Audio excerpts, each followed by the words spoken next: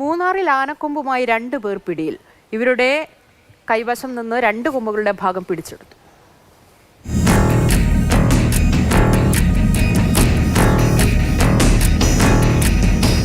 മൂന്നാർ പോതമേട് സ്വദേശികളായ സിഞ്ചുകുട്ടൻ, മണി എന്നിവരാണ് ആനക്കൊമ്പുകളുമായി പിടിയിലായത്.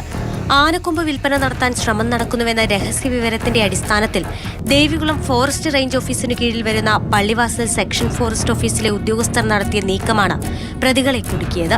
സംശയാസ്പദമായി കണ്ട പ്രതികളെ കസ്റ്റഡിയിലെടുക്കുകയും ചോദ്യം ചെയ്യുകയുമായിരുന്നു.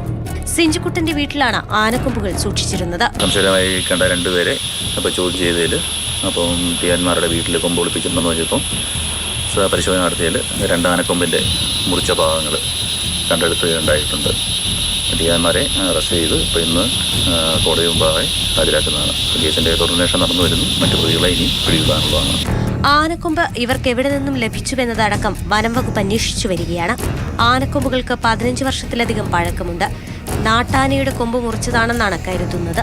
പ്രതികളെ കസ്റ്റഡിയിൽ വാങ്ങി വിശദമായ ചോദ്യം ചെയ്താൽ മാത്രമേ കൂടുതൽ കാര്യങ്ങൾ അറിയാൻ സാധിക്കൂവെന്ന് വനം വകുപ്പ് അറിയിച്ചു.